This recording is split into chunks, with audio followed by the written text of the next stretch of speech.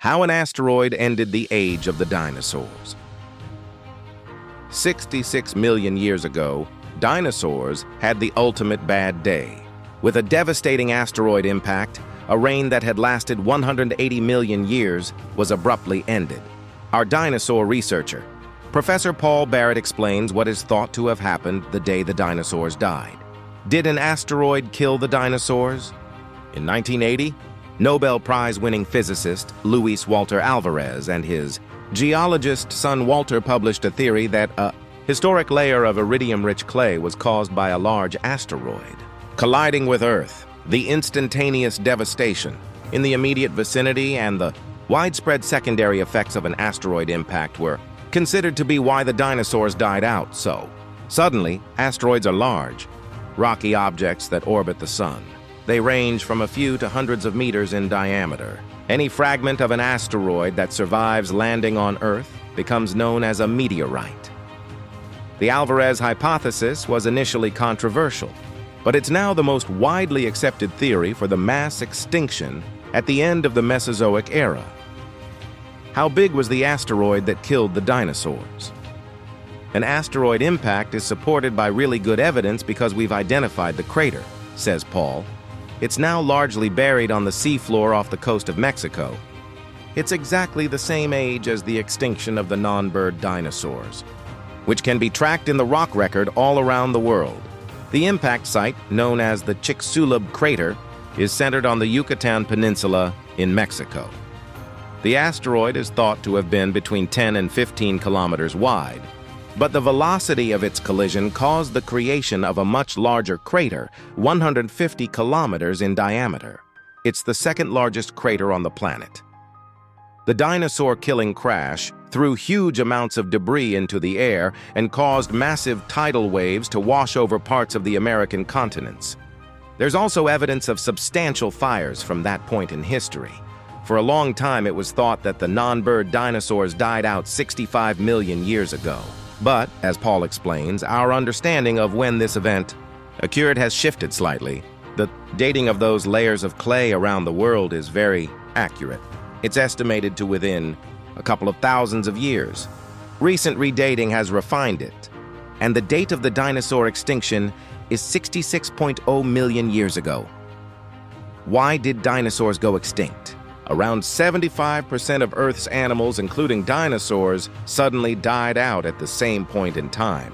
So how was this global mass extinction caused by a rock hurtling into the coast of Central America? The asteroid hit at high velocity and effectively vaporized. It made a huge crater, so in the immediate area there was total devastation, Paul explains. A huge blast wave and heat wave went out, and it threw vast amounts of material up into the atmosphere. It sent soot traveling all around the world. It didn't completely block out the sun, but it reduced the amount of light that reached the Earth's surface, so it had an impact on plant growth. Like dominoes, this had knock-on effects up the food chain, causing the ecosystem to collapse. The reduction in plant life had a huge impact on herbivores' ability to survive, which in turn meant that carnivores would also have suffered from having less food available. Breeding seasons would have been shorter and conditions harsher. All living things would have been affected in some way, both on land and in the ocean. There is a lot of discussion over the actual kill mechanism and how long that period lasted. There are still a lot of unknowns, but it was a massive event affecting all life on Earth, from microorganisms all the way through to dinosaurs, says Paul. The casualty list is long. Among them, ammonites, some microscopic plankton, pterosaurs, and large marine reptiles all died out, but the loss made room for the beginnings of the modern world. The Deccan traps and global climate change, the blame can't solely rest on the asteroid. Prior to its crash landing, Earth was experiencing a period of climate change. This was making things harder for life on our planet. In what's now central India, there was substantial volcanic activity that, although unrelated to the asteroid impact, was causing problems of its own. The resulting lava outcrop is now known as the Deccan traps. For 2 million years, there was a huge amount of volcanic activity going on, spewing gases into the atmosphere and having a major impact on global climate, says Paul. There were also longer-term changes. The continents were drifting around and splitting apart from each other, creating bigger oceans, which changed ocean and atmosphere patterns around the world. This also had a strong effect on climate and vegetation. What survived the asteroid impact? During the Cretaceous extinction event, plants were less affected than animals because their seeds and pollen can survive harsh periods for longer. After the dinosaurs' extinction, flowering plants dominated Earth, continuing a process that had started in the Cretaceous and continue to do so today. But all land animals weighing over 25 kilograms died out. What we're left with are basically the seeds of what we have today. Many of the major animal groups that are alive today were in place before the asteroid impact, and they all suffered some level of extinction. But the lines that led to modern animals got through, says, Paul, all of the non-bird dinosaurs died out, but dinosaurs survived as birds. Some types of bird did go extinct, but the lineages that led to modern birds survived.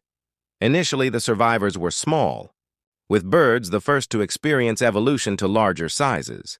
There were a couple of lineages of gigantic birds, predatory and herbivorous, but they weren't around for very long and also went extinct. It was only around 15 million years after the non-bird dinosaurs disappear, during what's termed the Oligocene epoch, that we started to get really big mammals, Paul adds. This is when rhino-sized animals start to reappear.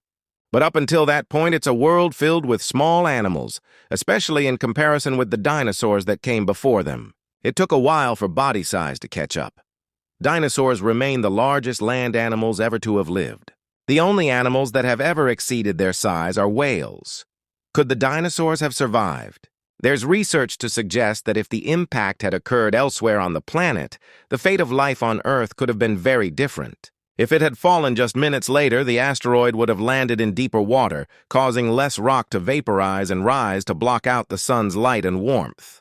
This would have lowered the chances of a mass extinction. But if the dinosaurs' reign hadn't been abruptly ended by an asteroid, Paul thinks that we might have seen some other than birds around today. I suspect some of them would still be around. We don't know a lot about the last 10 million years of their reign, and what we do know is based on only one area in the world, Western North America. There's a really good record of those classic last non-bird dinosaurs like Tyrannosaurus and Triceratops. From that part of the world, it looks like dinosaurs are thriving in terms of numbers, but the number of different types of dinosaurs is reduced. We don't know if that pattern held elsewhere. It's still a big mystery.